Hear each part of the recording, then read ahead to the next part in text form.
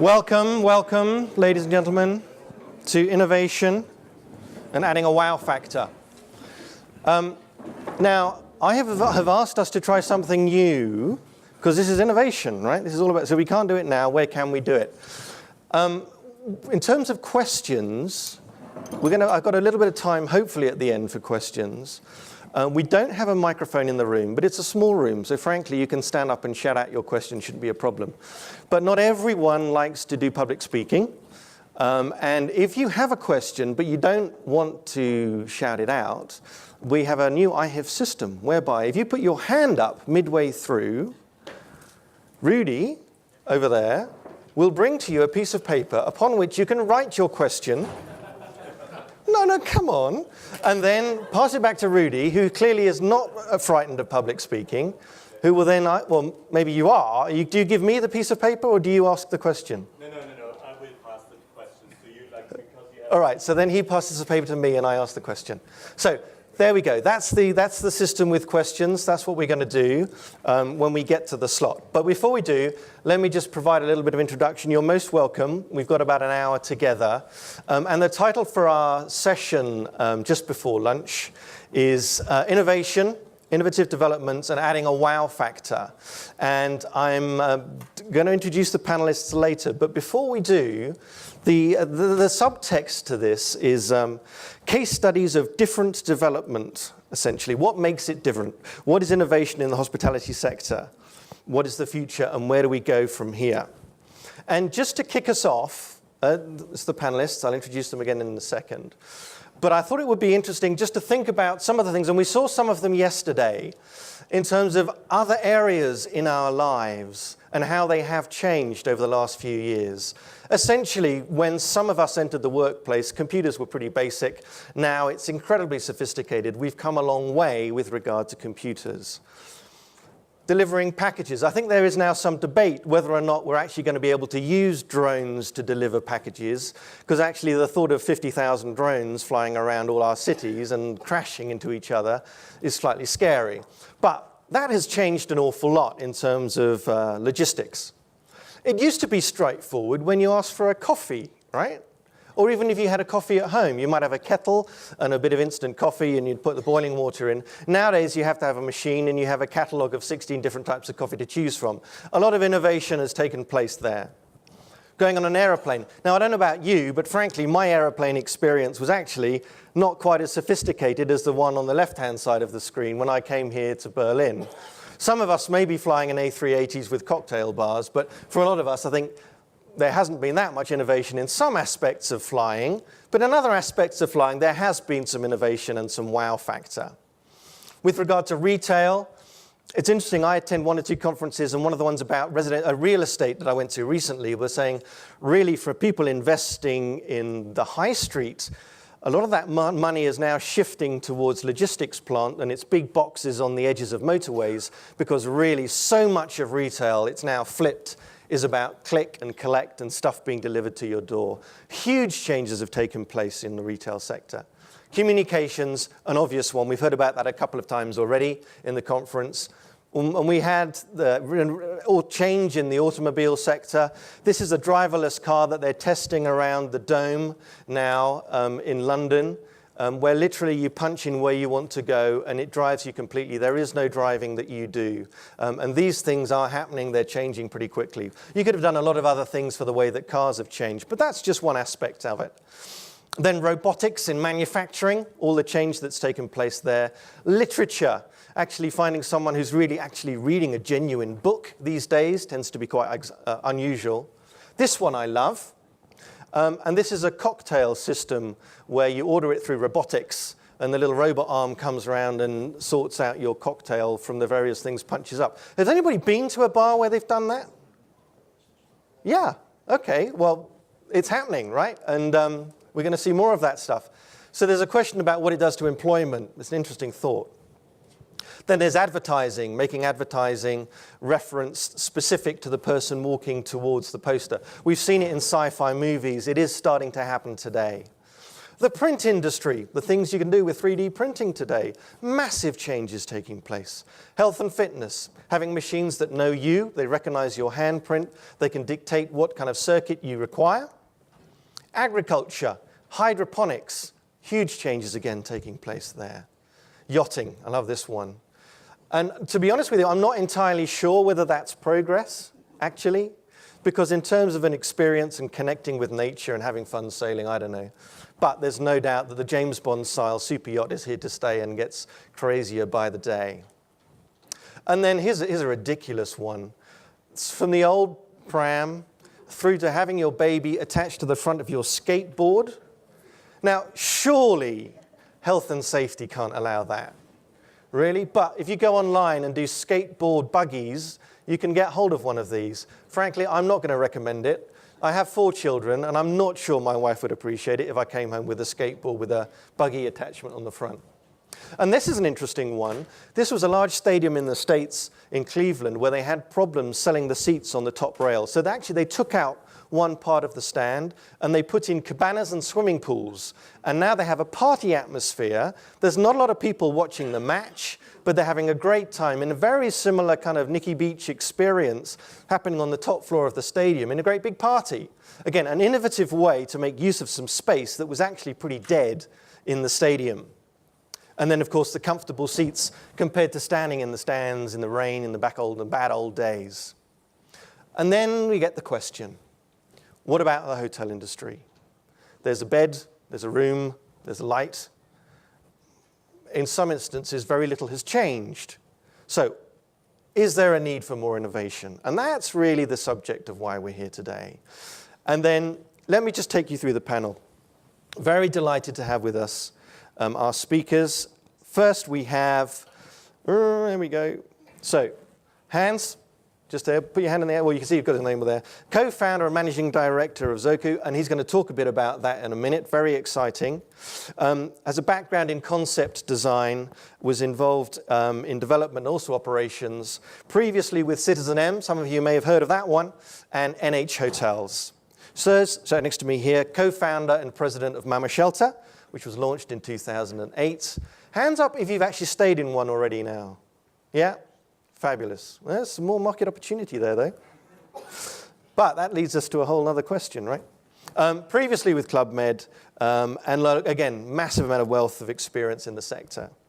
And then we have Brad, who was, third one down, president of the Ace Hotel Group, previously with Hilton, Hyatt, and Westin, who launched the first W Hotel. And on the end, last but by no means least, there's Josh, who's the Chief Strategic Officer for Generator Hotels, the world's largest designer hotel brand. They've grown from 2 properties in 2007 up to 12 in 2015.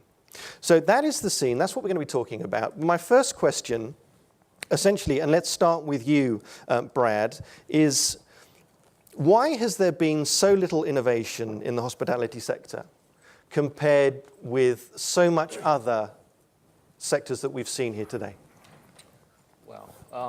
Well, I think one, there's a natural challenge about the hotel industry just in the fact that it's physically bound within a building. I think that limits somewhat the speed of change because obviously what we build takes some time to get to market.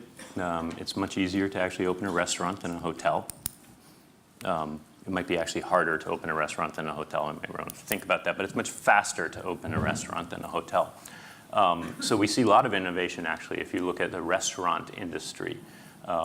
Very rapidly, chefs coming up with new ideas and new concepts. In the hotel business, it takes us a little longer to get the brick and mortar all done to bring us a hotel. So I think we see that. And then I also think that it's an industry kind of, which was really kind of created from this perception, I think, of the 50s and 60s of information wasn't available that much and travel was moving faster probably than the information. And the industry grew up around this idea of what we need to provide to our customer is kind of a safe sanctuary in whatever destination they go to.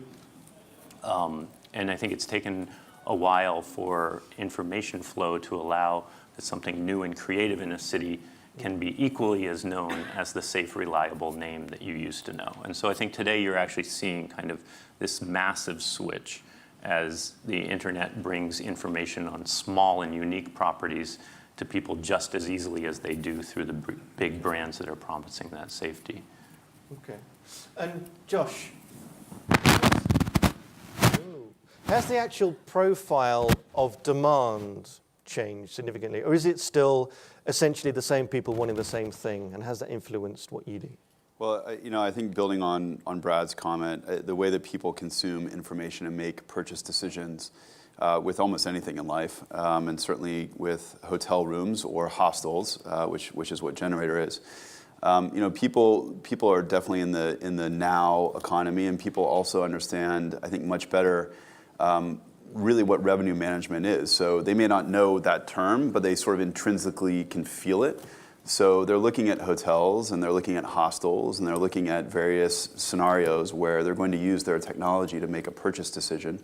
And the question for, I think, everyone in this room, whether it's hotels or hostels or other concepts, is how do you actually communicate your value proposition, whatever that may be? It could be design, it could be lifestyle, it could be safety, it could be brand, it could be anything. But how do you communicate that to your customers and also to your shareholders and people that circulate within the orbit of what your brand is or what your property is? I mean, that is the question. That is the question of demand and how we're actually meeting that demand and what shape it takes.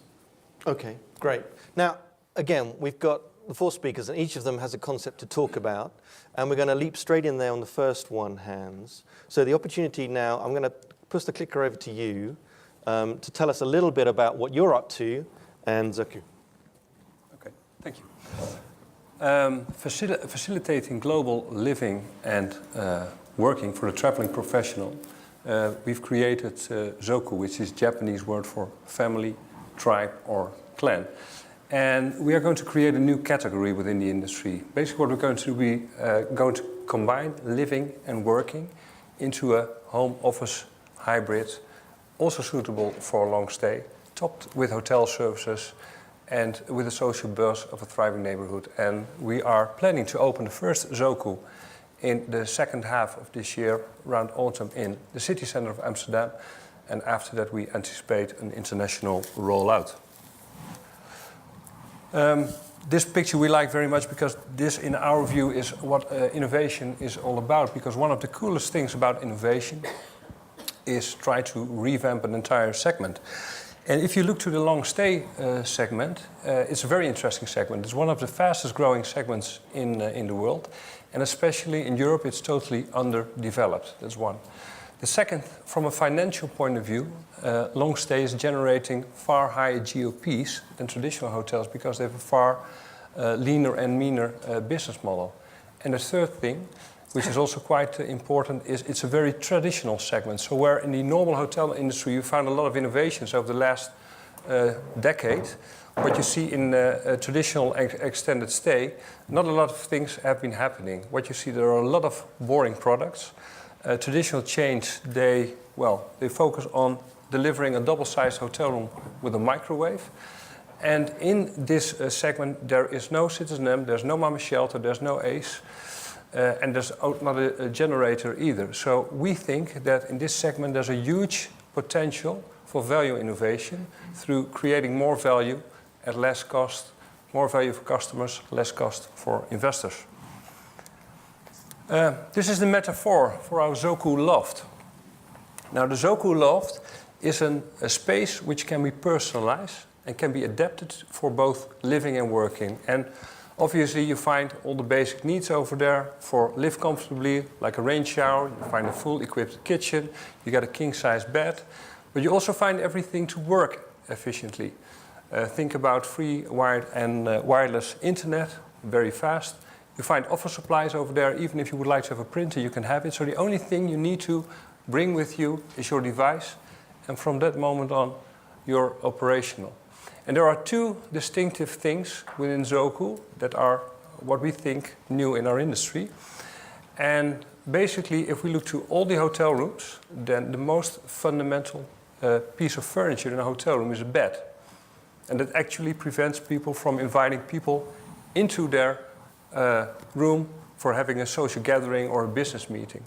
So within Zoku, the kitchen table is paramount. That's the place where you have your cappuccino in the morning.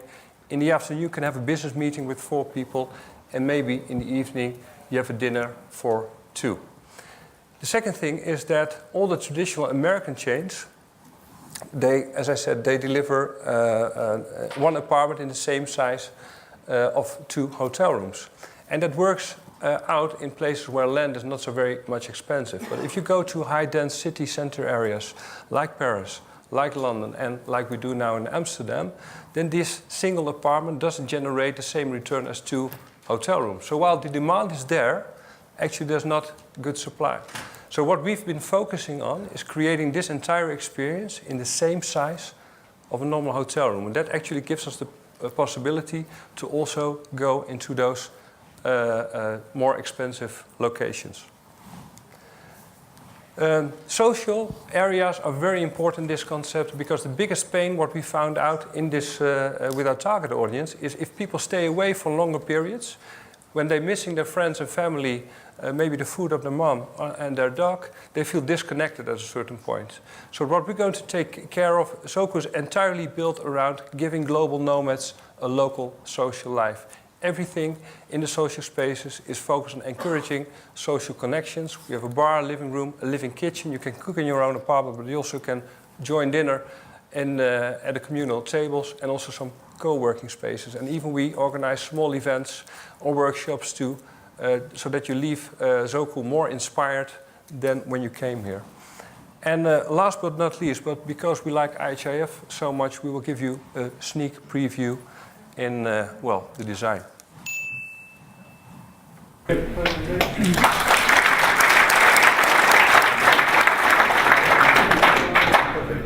Okay, so concept development. How long has it taken for you to get from that idea to getting that up on the screen? No, it took us, I think, around 6 years to get it where we are. And of course, I mean, the first year you have to do a lot of validation and check before you continue, so you're not working on this 5 days a week. But I think this takes quite a long time to also do it very thoroughly. So what we first did, we first interviewed 150 people ourselves, people from the target audience, to get a very clear view about their pains and their gains. I lived myself as a global nomad for 6 months. I rented an apartment in Buenos Aires, then 2 months to Washington, 2 months to Bali, to get a really sense of this global nomadic lifestyle.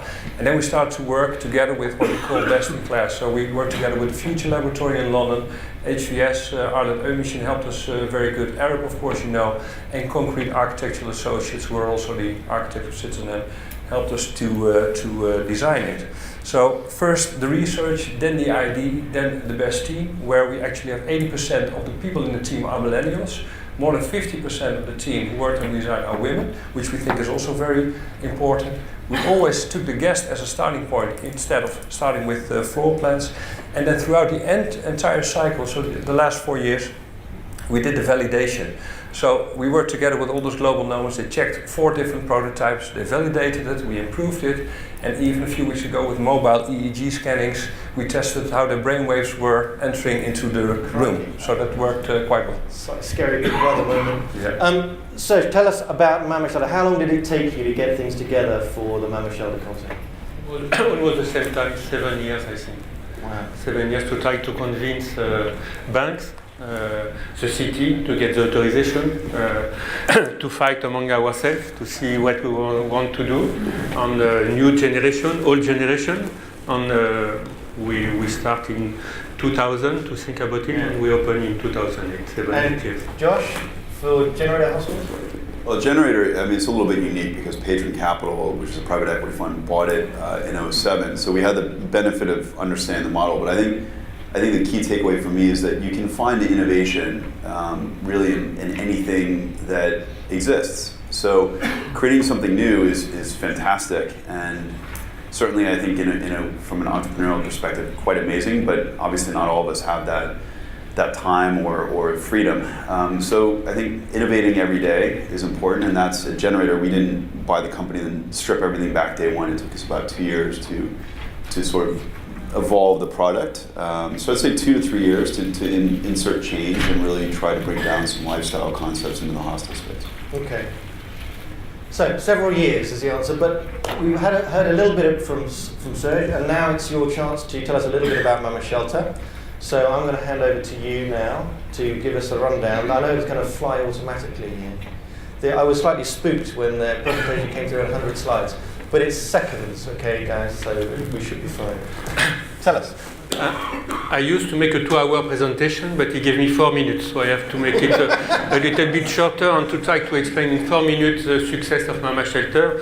The Mama Shelter, it's the success, the concept is in the name, Mama Shelter. Shelter doesn't work. You see, we have 200 slides and we cannot even get one.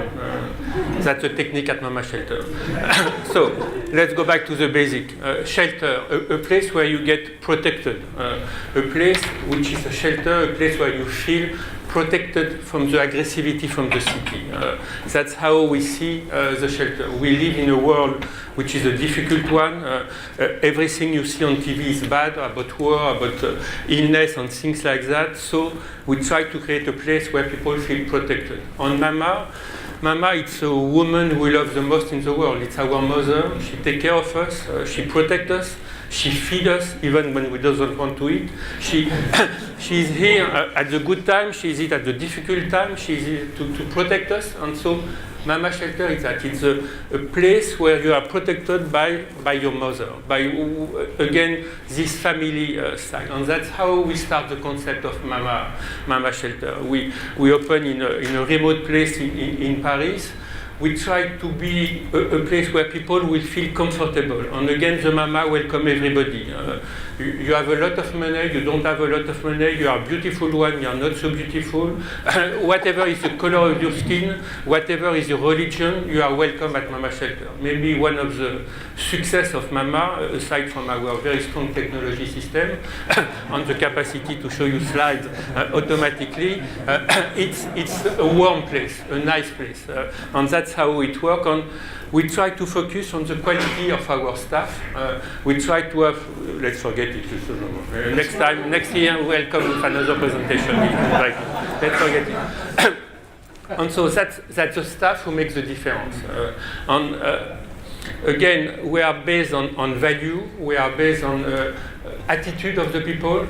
We hire people more on their attitude than on their capacity about the job, which is an easy job.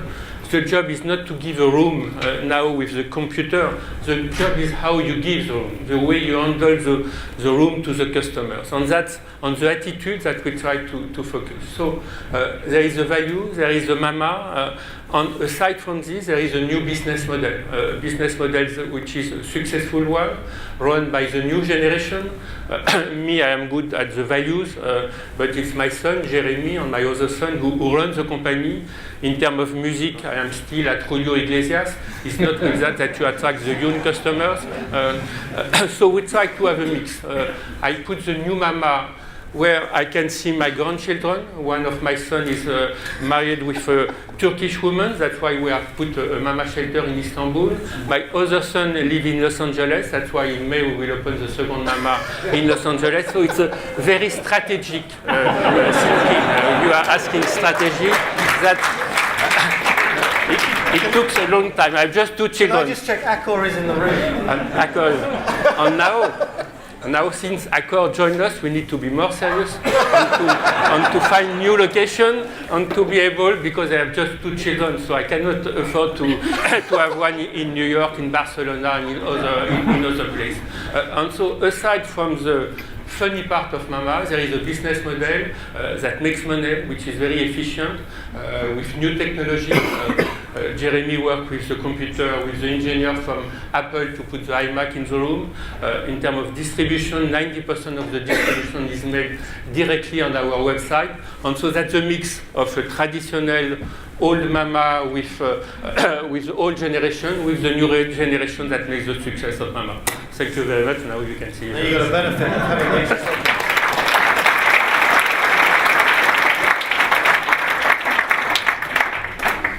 So one of the questions and one of the points that Hans raised earlier was the cost of space in the urban environment. And the Mama Shelter concept, is it designed to be extremely space efficient, or have you just relocated the space out of the bedroom into the public areas? First of all, we try to find locations in the city which are affordable, like in Paris, where we are in the east part of Paris, because we love a popular part of Paris.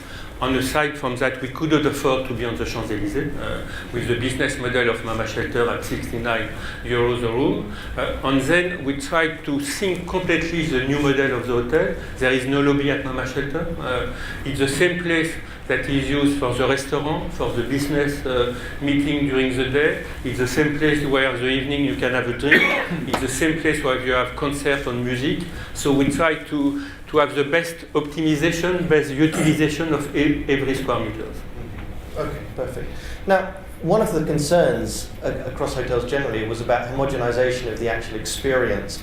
And Brad, how much of a concern was that in your thinking historically and the innovations that you've been involved with over the years about just trying to do something different? Is that a wasted effort? Because essentially it's just a night's sleep, right? Oh, okay.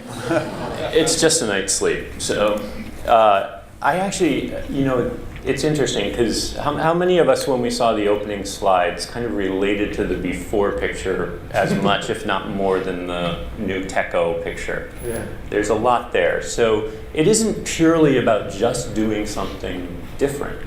Sometimes it's also about celebrating something that actually we've lost. And so we believe in a lot of analog. Technology is obviously changing our world in a lot of ways, and I think we have to keep conscious of what we lose in our humanity in that process. And I think as we travel, and that jet might be faster and the seats might be tighter together, and everything we do, our drinks made to be dispensed by machines. I haven't seen that yet. I'm really looking forward to it. I'm really tired of all those cool bartenders that talk to me. So I guess I would say let's also understand that, particularly in the hotel business, we sell more than just the efficiency of getting our drink fast or getting our bed, but we're a place of community and humanity. And in the end, I think that actually creating those environments that encourage humanity in the end is really what makes the difference. So I'd never go for change's sake, and I'd keep conscious of what are the core needs of us as humans. Okay, and Josh, if we think about the core needs of us as humans, with regard to the work that you're doing in your concept, is that something that's echoed powerfully in what you were trying to achieve with that? Well, I think the difference, and just to correct something on the slides, which I didn't catch, is generator, just to be clear, is a hostel concept. So it's for the most part, a multi-occupancy model. And I think what we try to do is actually what everyone else in here is trying to do, but we are introducing hotels and design and all of these constructs that my fellow panelists have been talking about, really to the young people of the world who won't yet be able to afford Mama Shelter. Even though Mama Shelter is a great rate, I stay there when I'm in Paris until we just opened January a couple weeks ago. But most people, until they hit, let's say, 25, 26, they won't be able to afford 130, 150 euros a night. But I still want to be able to introduce those lovely concepts of humanity, of art, of whatever it may be, because I think everyone should have the right to enjoy and experience that. And unfortunately, I think until very recently, as certainly in Europe, a lot of the younger people or less fortunate people economically haven't been able to really appreciate or enjoy some of these fantastic hotels, and that's what we're trying to do, right? So we're not, at the end of the day, we're not that terribly innovative.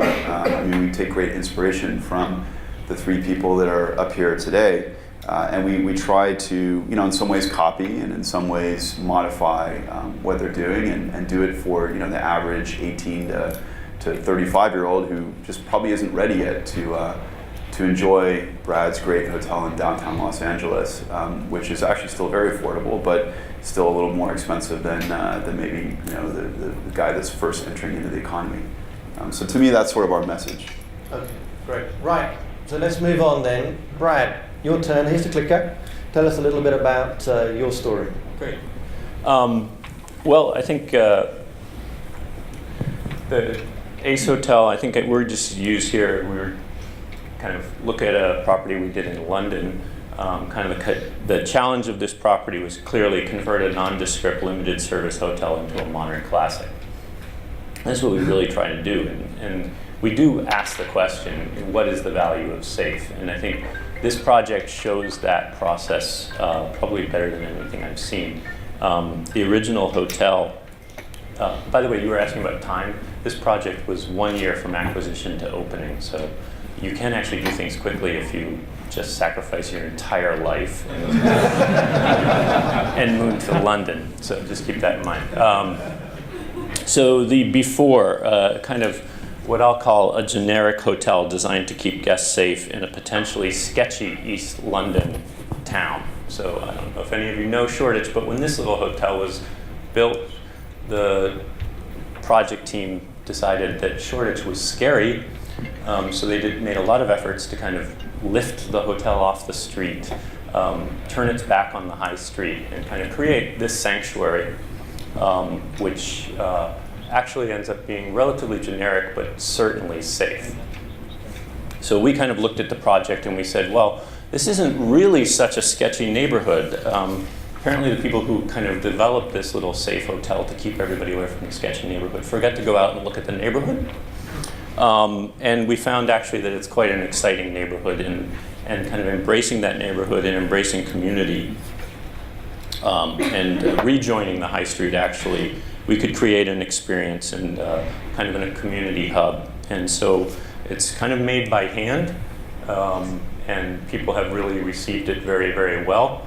But every detail in this building kind of really thought out and considered, and certainly unique in its own way, has led people to really love and enjoy the hotel. And we're really proud about is it actually has allowed us to bring this hotel back to the community. It really has been well celebrated. I would say we may want to consider that safe today is actually the enemy. Safe leads to generic in our industry, and generic is not in the least bit inspiring. This hotel, in its 1 year conversion, did a 47% increase in ADR, a 50% increase in RevPAR, while its market around it only grew 3%. The F&B in the building, because we invited people actually into the building instead of keeping them out, quadrupled. And the NOI for the building in 1 year, year over year, more than doubled. Wow. Wow. Okay, so there's one of your first point there was we did it in a year. Now, why on earth did you do it? What was the constraint? Well, I definitely don't think. Or was that just the ambition? Yeah, we won't do that again.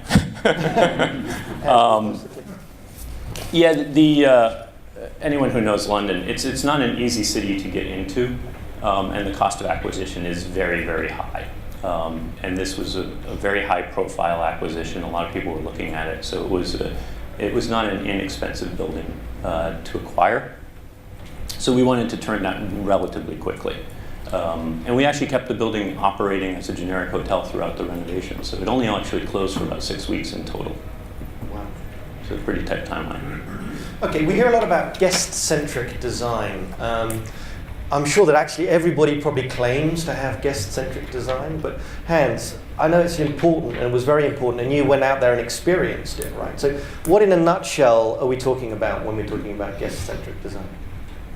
If I exaggerate a little bit, but then architects, they often develop hotels. And architects, they take an envelope, they take a floor plan, and they take materials and a facade as a starting point.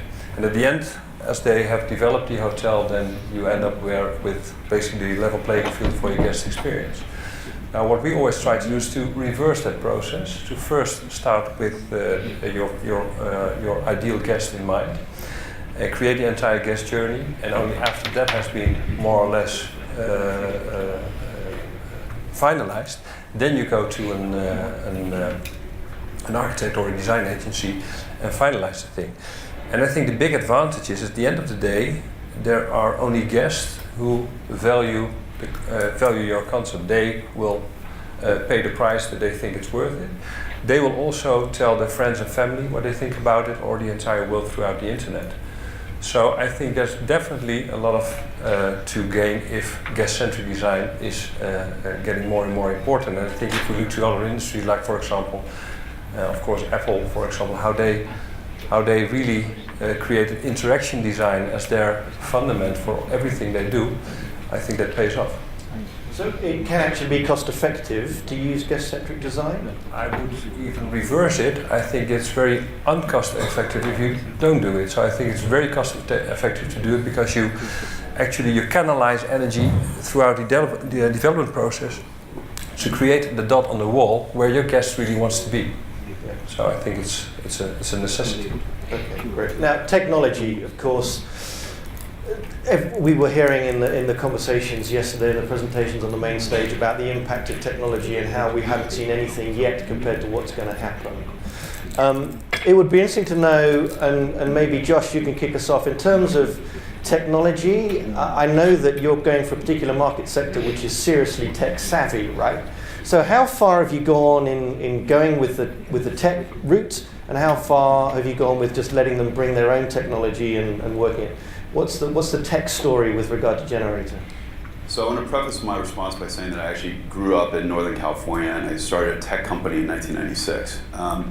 So I sort of saw the boom and the bust and all these crazy ideas. I actually had a couple of good ones, like rentadog.com. I thought it would be great, but didn't really take off. But anyways, we had a big debate in Generator back in about 2009, where the development team and all the ops guys wanted to put a whole bunch of embedded technology in the rooms and in the public space. They want to put TVs in, they want to put all these fancy things in. And I just, when you go to a hotel that hasn't got the technology right 2 years down the road, it's actually, you sort of feel embarrassed for the hotel. Yeah. You walk in, you're like, wow, what's that weird docking station that is completely out of sorts? So our view was, and my strong view, frankly, was to strip back all of the technology and just create the backbone or the foundation to be able to change. So what that means is putting no TVs in the room, but putting amazing, super strong, fast Wi-Fi in. Don't put in weird plugs and all these other docking stations. Just put in 4 different types of universal plugs and 2 USB ports, and let people do their own thing. Give people the tools, but don't necessarily give them all of the doodads to work it through. So going to what Brad said about going back to analog, in a way it is, which is that you're creating this platform or this canvas, and let people make their own decisions as to what's really happening. The only thing I would say that counters that argument is behind the scenes, so not customer facing, but behind the scenes on channel management and how people are making purchase decisions. That does change every day, and then obviously it's an obvious statement. I mean, it's a critical component to any hotel company, and we are like anyone else. We're struggling and fighting to try to figure out how to manage our inventory and communicate our inventory, because that's really what it is communicating what you're selling and trying to get that out to the markets. And candidly, I wish I could tell you we have some magic silver bullet. We don't. We're like anyone else, but it's trying to communicate to the customer in real time. And going back to one last point on that, I do think that technology can sometimes overrun human interaction. So we have all these young kids running around, they're on their phones the whole time, and I'm thinking to myself, why do you travel, right? I mean, we think about that for Generator. Young kids, I mean, put myself back 22 years old, I travel for 3 reasons: to educate myself, to have an amazing experience and meet some friends, and if I was lucky, maybe I'd get lucky. I mean, those were the three reasons. And when people are sitting on their phones the whole time, like going through Tinder or whatever, that's not going to work. So what we try to do is bring some of that analog spirit back in, where we'll have, like speed dating for the night, or we'll have whatever it is, and it's trying to get people to interact, because honestly, that word of mouth, when they go back home and say, oh my God, I was in Barcelona and there's crazy people and I went out till 4 a.m, they'll remember that for 20 years. They won't remember the night that they're on Facebook and they got 5 new friends and they linked up and sent a message to someone from high school. I mean, who cares about that? You can do that. That's a great message. That's a great message. And it leads us to an interesting question: is it possible to have a wow factor without actually changing your building at all, purely doing it through service delivery and people. Serge, that's one for you. How much can you do it with just the people without having to actually do much at all to the bricks and mortar? I think there is a limit to the system. I think it's good to have good people. It's fantastic to have very good people. It's not enough to be successful. In the kind of operations that we have today, the decoration is part of the success. Either you take Philippe Stark or any other decorator, people are looking for something different when they come to the place. So we need to have, in my mind, we need to have both, to have the quality of good decoration, simple, fancy, whatever you want, and to have the people. But the people only, I don't believe it's enough to change the experience and to make it profitable. Anyone else want to be on that? I think design is a very interesting thing to attract people. But I think if you want people to come back, I think service is the most dominant factor. I'm absolutely convinced about that. Okay, fine. Right, Josh, it's your turn. I'm going to be nervous about the technology now. I'm going to have to. We're going to skip across. I'll do a quick intro. Yeah, okay. Ben said I had 4 minutes. I got 4 minutes and 9-second video, if that's okay. So I'd like to show a video instead of doing slides. My only caveat is we shot this about a year and a half ago, so it's a little bit old, but it takes you through sort of how we built Generator Barcelona. The only risk in showing these videos now is I always worry that I'm wearing like the same suit and talking today as like 2 years ago because my wife doesn't allow me to buy any new clothes. So anyway, so if I am wearing the same suit, I apologize. Was that it? That was the intro? That's it, that's the intro.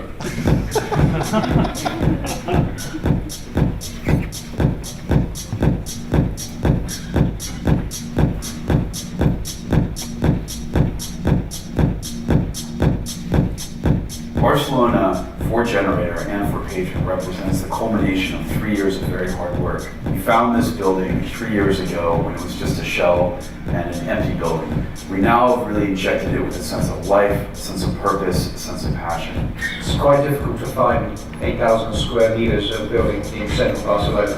But when this came about, it was all hands to the deck and we secured the property.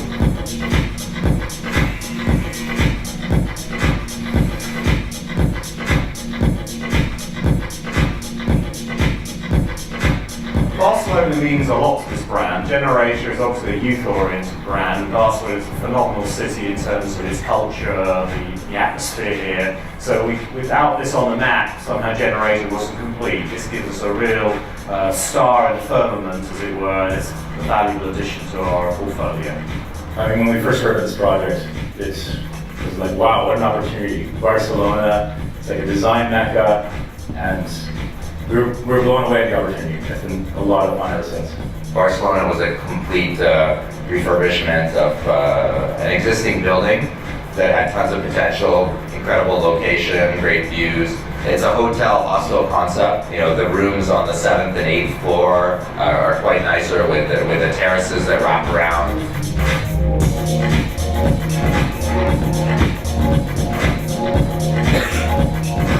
At Generator, we are really good at creating canvases. We brought a design agency in to design and curate the space. And from that space, which really is a canvas for the creative people and the local community, that space grows and flourishes as artists, musicians, retail, and fashion can put its distinct footprint onto the space. By being a canvas and by being flexible, this is what creates a truly special offer for all of our customers and the local community. In terms of the local community, this is also a very important addition. It's a very cultural city, a very artistic environment here. So Barcelona for us is a chance to really bring all this art and culture into the hostel and create a very vibrant location where young travellers can come meet the city meets them, and we all have a great time.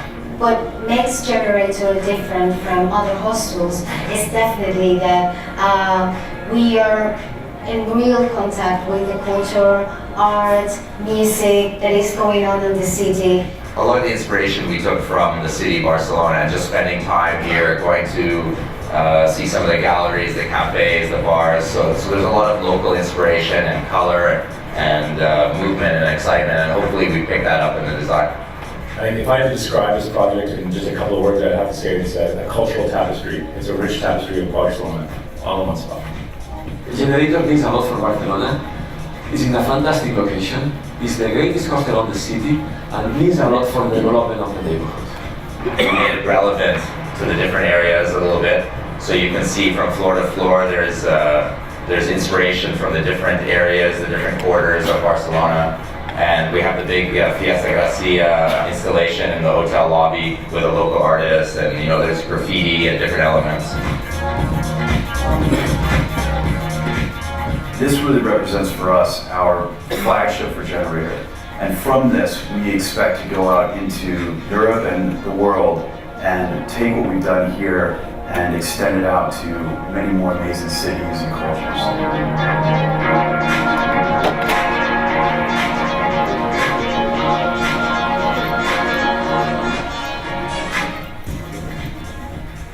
Okay, so here's a question for you. Would Generator work in every city, or is it just some destinations? Barcelona's got a very specific profile, hasn't it? Really? Yeah, I mean, there's a debate about this in general. I think the question could actually be asked, does lifestyle product work in every city? I think the answer is no. I mean, let's be honest, there are certain cities or certain areas of the world that people really want to go to, and that attracts both a corporate and a cultural and a sort of a feeling or an essence. So it doesn't mean you can go build 500 generators or 500 ACEs around the world. And candidly, I wouldn't want to. I think that there's certain cities or certain countries or areas that I think can handle, a couple of these lifestyle hotels. But if you have 25 lifestyle hotels within a 5-mile radius, then they actually become commoditized. There's only so much local, everyone sort of says the same buzzwords. There's only so many locals out there, so if you have 25 hotels, in one little area, it's going to be tough to compete. So I think the short answer for Generator, speaking on Generator's behalf, is that we definitely have an ambitious growth platform, but I don't see us going into 100 cities in the next 5 years. I think it's going and doing selective projects that make strong economic sense and that create a great foundation for the next 20 years. That's really what it is. So that could be 10, it could be 20, it could be 30, but blowing it out and doing a franchise model and going all around the world and having 1,000 properties, I don't see it today. Let's put it that way. Okay. Now, we've talked about design, we've talked about service and staff, and we've talked about technology, but one of the questions that comes up a lot is with regard to sustainability and the issues surrounding sustainability. So in any of these, the 4 concepts that we've got here, and maybe so as you can kick us off, are there things that you've built in evolving Mama Shelter which respond to the same sustainability question, or was it, it was kind of at the back of your mind rather than a driver? Honestly? No, okay, let's move on. Honestly, it was not the top priority. Honestly, the priority was to find the financing, the priority was to find the people, the priority was this kind of thing. This issue came, for example, we didn't put a bath in the room, we put just shower. So when the municipality from Paris came and visit the room, they refused us to give the free star because it was not a bath and you need to have a shower to have a free, to just, so these people are so old in terms of the way they think, so there is a big gap between what you have in mind, what you try to do, and what is the reality. So honestly, no, of course it's part of our life, we try to do things properly, but it's not a priority in Mama Shelter. Okay, Hans? We think it's just be part of trying to be a little bit smarter. So if you now look to the developments in the world, is that urbanization is going very fast. That will also double, I think, in the next few years. 2 years ago, there were more living, for the first time in history, more people living into city as compared to the countryside. So we look to the traditional model of urbanization because, for example, in the Netherlands, we created areas where people would live, areas where people would work, and in the middle, you end up with a traffic jam. Now, if you look to office buildings, they are there 8,700 hours per year, but they only use a little bit more than 2,200 hours per year. So that's a dramatically inefficient model. And while our lifestyles, working and living are, the borders are starting to blur, we thought also, okay, why should we do that? Can we do that also with, the hotel? So that's why we came up with the home office hybrid. That's one. Second thing, of course, I mean, we have heat regeneration. It's everything is LED lighting. We use bamboo as materials, but it's more, I think, part of common practice and just being intelligent in what you do. So I mean, sustainability is absolutely an important part of us, but we don't brag about it. It's just integrated. Okay. Now, all of the designs have got all of these concepts have got great design involved in them, and it brings us to a thought about architects. And the question simply is, can it ever make economic sense to give an architect free rein to add wow factor to your design? Brad, the good and the bad of the architect, how far should you, and what kind of license should you give them? Well, it's interesting because we have our own interiors and architecture group, and we partner with other design teams in order to create our buildings. So for instance, the one I showed you in London is 50% done with our in-house team, 50% done with a local design team. So we create these balances of localization as well as kind of our view, and kind of it's a way for us to keep our hands very much in the project. So it really depends. I think that you have to kind of think in terms of, is it your brand or is it the architect's brand? Because I think if you give free rein to an architect, they can absolutely do something amazing within what they want to do. Yeah. And what we do is just, it's very personal, it's very instinctive to us, and it's very hands-on. So our process is absolutely a collaborative process with architects to bring the best they bring to the table, to couple with the best of our experience and our instincts to kind of create a great project. But that's really how we look, whether it be the architect or anyone in our projects. It's all about how multiple minds bring things and get applied in kind of a collaborative spirit. So there aren't any probably free reins in that sense. And Josh, from your experience, are you constantly in meetings where you're having to rein in the designers from adding too much wow factor? Well, I mean, the relationship with the design agency who has designed all of our hostels is a very close one. And Anwar is a close personal friend of mine.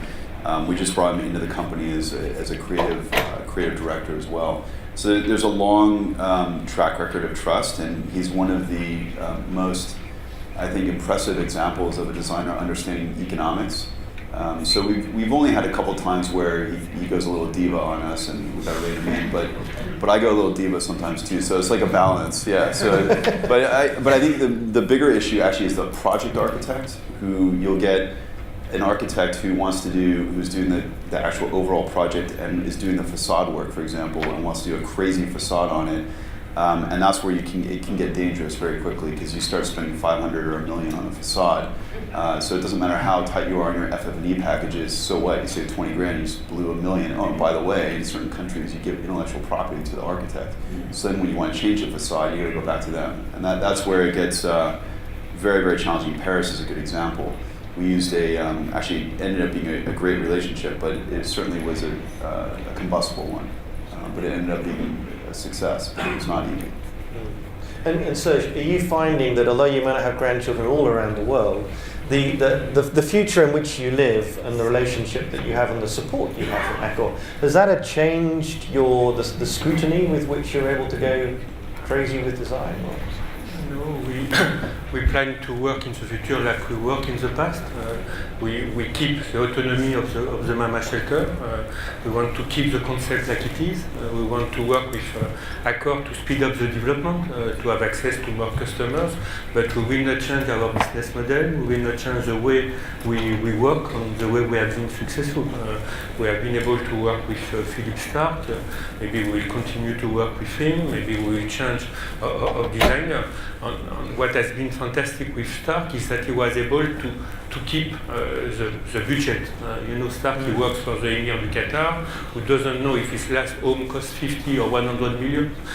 And when we came and we say, Philippe, we cannot afford this, he said, I don't want to work anymore for poor people, go outside, it's finished, I will not make the Mama Shelter.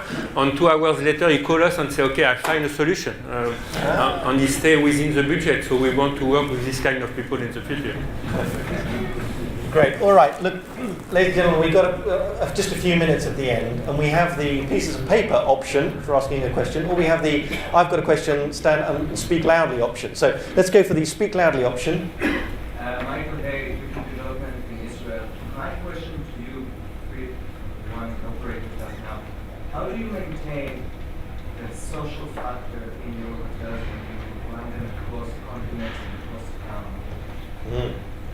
social in terms of the interaction with the city and the whole buzz that's going on here. Yeah. Brad? Well, we spend a lot of time on that. And in fact, we have multiple levels of what are social and events and programming teams, both in Atelier Ace, which is essentially our corporate entity, that are kind of creative and driving that. And then we also have people on property in the local hotels as well. And then we also partner with local people that are active in the arts, culture, community. So we kind of have 3 levels of how we actually keep that going. It is very involved and very time consuming to keep the properties what I'll call alive. A lot of, I think, and even within what I think is called the boutique world, a lot of them are design hotels. Our hotels are actually community hotels, and so that process is an ongoing process. Design hotel is actually kind of nice because you design it in a 6-month window, they build it out, you open, everybody writes about how beautiful your hotel is, then you're sort of done. In our world, when you build community, you go through all of that process and then you actually just begun. And every day you're recreating and you're reinventing. And that actually creates a very different element within the hotels, I think. When people come to stay in our hotels, they always feel like there's something happening and all of that kind of stuff. But it doesn't just happen naturally. It is actually something that has to be fueled, that has to have a lot of intelligence and programming behind it. Yep. Could I ask all the panelists to talk about bathrooms?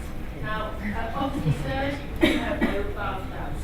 Hans, I guess your bathrooms touch underneath the bedrooms, right? And Josh, are your bathrooms all shared? We have. I love shared bathrooms. No, we have shared. We do have shared bathrooms in the dorms. Private life at home. What is actually a hostel? I mean, do people you should come visit. And yeah, no. So strangers can share. So we sell a hostel. The easiest way to think about it, if it's done correctly, is think about it like an airplane. So if you have an A380 or a 747, you have effectively 5 different types of customers flying in that plane, but they're still going from this bottle to this bottle, and they're still arriving at the same time. Same thing in a hostel, which is you have your super cheapo economy seats in the back of the plane. That's our 8-bed dorms. Strangers will share those, or you can, if you're on a stag party or a group, you can rent that out by yourself. Then there's people willing to pay a little bit more for a little bit more privacy. That would be maybe your economy plus. That's a 4-bed dorm. That can be, again, you can take it yourself or with a family, or you can share with strangers. Then you have the premium economy, which would be your twin rooms. That will be double what you'd pay in a 4-bed or an 8-bed. And then we have premium twins, which is business class. And that's only about 5 to 10% of the property. And then we have our first class, which is not all of our properties, but a couple of the properties where we could do it economically. We have what are called our luxury penthouse suites. Right. And they have their own bathroom. All the rooms have bathrooms. Everything's en suite. The only difference is in an 8-bed, you are sharing that bathroom with potentially 7 other people. All right, let's hold it with the bathrooms. So you have a specific bathroom follow-on with the Yeah, I can touch Serge wanted to just respond to the previous question, which is an important one about community and people. So go on. Like at Mama Shelter, there is a hotel and there is a restaurant. And the restaurant is basically open to the local people. In Paris, in Istanbul, it's the local people who are 70% of the customers. So they own the restaurant. So it's part of the local life. And on top of so we try to have a food which is a mix of what we have in Paris and the local food. And there is the music. There is a band every weekend, and that's local band. So there is something that is appropriate to the local community. And that's how we are. Bordelais in Bordeaux, Stambouliote in Istanbul, and tomorrow will be part of the life of Tel Aviv if we come to Tel Aviv. You collaborate with local operators, or you do it on your own? We do it on our own, and we try to get the inspiration from local people.